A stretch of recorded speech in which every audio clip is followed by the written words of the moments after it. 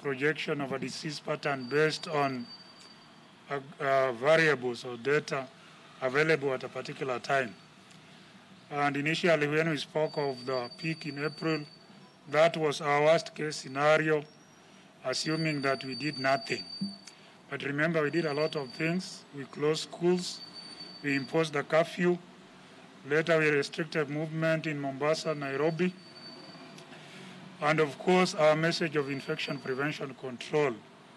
All these have led to a smoother curve rather than a peak rise, in which case our peak ought to have come earlier. We project now our peak will be around August, September, in which case we'll be reporting about 200 plus cases per day. That is if we continue with the measures and interventions that we put in place today. Remember, modeling keeps on changing based on variables that you input, and our wish is to continue with the measures that we put in place, which has made it possible for us to have a smoother curve. Therefore, our health system has not been overrun. And if we continue to implement these measures, we believe even if we reach that peak, we'll be able to cope. Remember also when we opened the restaurants, based on the modeling curve that we have done, it did not have any major impact on the number of cases. So we want to thank the restaurant owners for taking the initiative of developing standards and protocols together with us and implementing them to the letter, ensuring that there's a bit of social distance in the restaurants. We have infection prevention control measures, including hand washing, use of sanitizers, and use of masks in public places.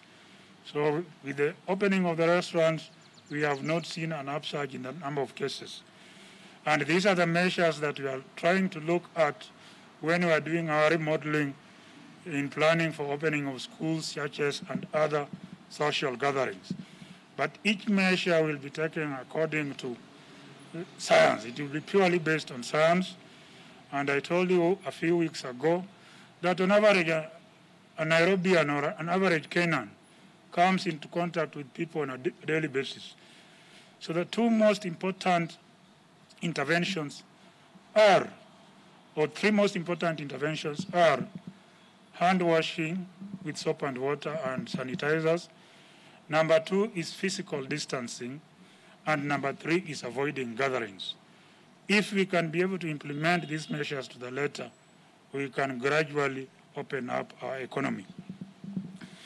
The numbers that we have been reporting keep on increasing because, one, we have ramped up our testing capacity. As Honorable Waziri has reported today, last night we tested 3,102.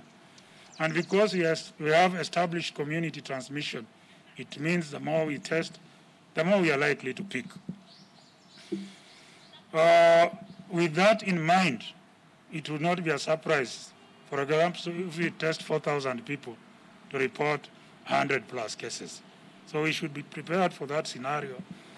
But we should not lose our cool and take control of the measures that we continue to preach.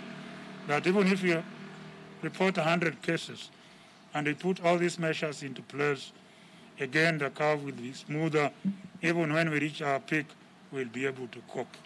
Thank you. Thank you.